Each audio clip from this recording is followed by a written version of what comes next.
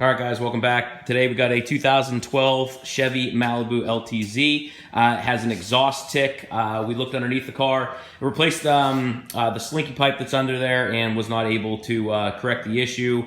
Finally did some research and found out that these things have a common failure on the 2.4 liter engine, and it's the exhaust manifold. So I've already taken everything apart, but wanted to show you through the process.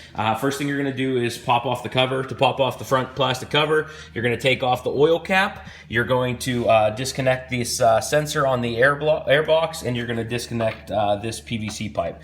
Once you do those, all of this comes right off, like so. There we go. You want to grab that.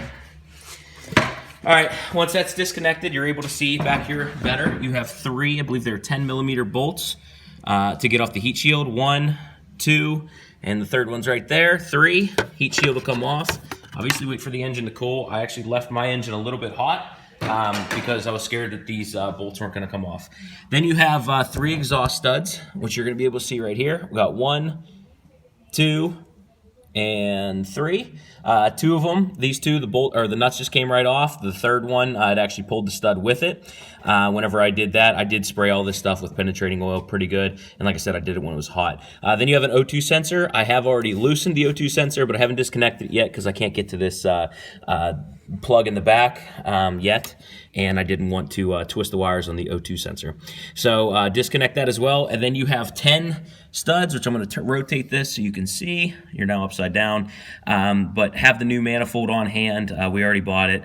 And there's going to be 1, 2, 3, 4, 5, 6, 7, 8, and 2 at the end, 9, 10. As you can see, here's your problem. It's a crack straight through. If you just wanted to check real quick on your engine, whenever I pulled the heat shield, obviously I was able to see this crack immediately. And if you look on the back of the heat shield, as I lose a socket, you can actually see that it was blowing exhaust right there. So it was pretty loud and obviously annoying. Other than that, the car's pretty mechanically perfect, so we wanted to get this fixed. Once you do that, the exhaust manifold is starting to move. We have to, we're gonna raise the car up because I have a lift, but essentially you gotta get the catalytic converter down to get the studs out of there, or you can pull these studs. Haven't decided which one I'm gonna do. I'm probably gonna lower it down because we don't have extra catalytic converter studs in case we were to break it. So I'm probably gonna lower it down and then pull this exhaust manifold, put the new one on. How much was the new exhaust manifold? Bought it from Rock Auto. Was not expensive at all.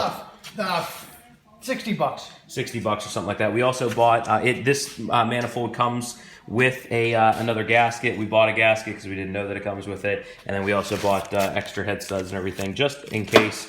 But we're not going to need it. Everything came off real nice and easy. Spray it with some penetrating fluid and. All right, guys. Just one little technique for getting out the exhaust. As you can see, right down there is a bolt on the bottom of the catalytic converter. Let me see if I can point to it with my finger.